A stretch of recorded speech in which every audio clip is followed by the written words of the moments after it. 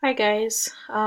So I thought a little bit about my proposal, and I think that I am going to create a poster that shows the terrible things that can happen when you declaw your cat.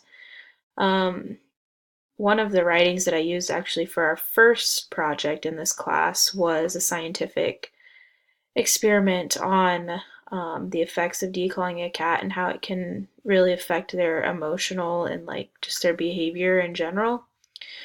So I already have some really good sources that would be really fun to take from that scientific writing and put it into a more creative writing. It also give me an opportunity to add some graphics.